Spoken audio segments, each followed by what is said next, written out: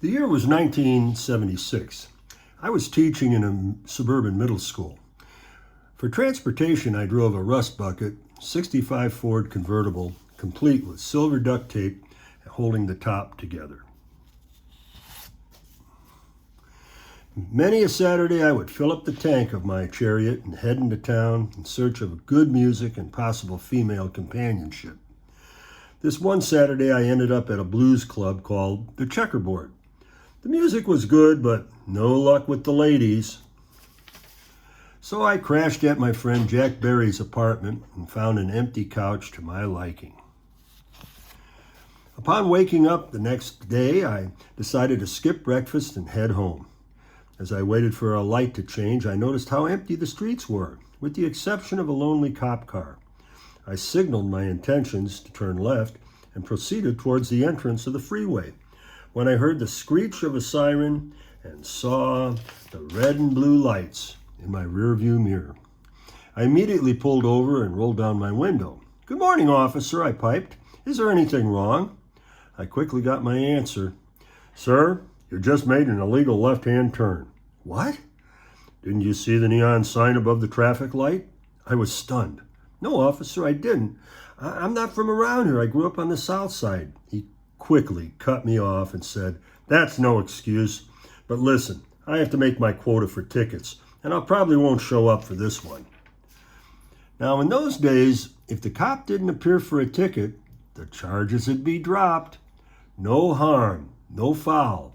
So I thanked the officer, drove home, and waited for my court date. When the date came, I appeared in court, clean-shaven in a suit.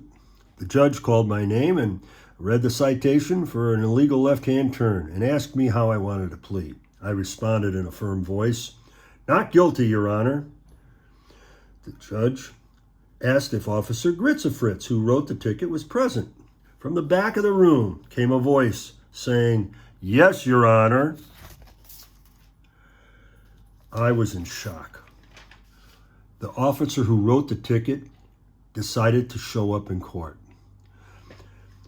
The judge then asked the officer, "Officer Gritzefritz, did you indeed witness Mr. Evans making that turn?"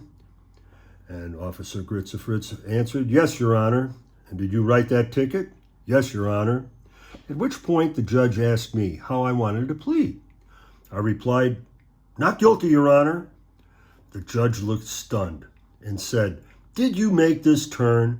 And didn't this officer witness it?" I asked the judge, "Your Honor, can I please explain?" I began to tell the following story.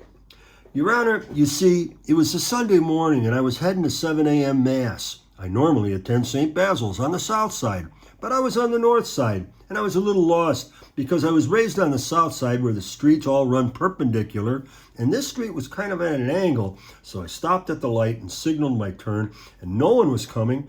And I saw Officer Gritzefritz across looking right at me. So I put my signal and I turned and I figured if I was doing something wrong, he might flash his lights or wave or do something."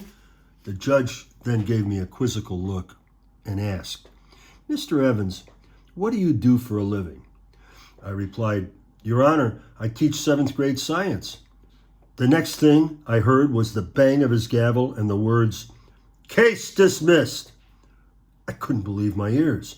As I started out of the court, I heard him call out, "Mr. Evans, approach the bench." As I made my way back to the bench, he pushed aside his microphone and he leaned over and he said to me, "Mr. Evans, don't flunk anyone this year." And I promised I wouldn't, and that year, no one got an F.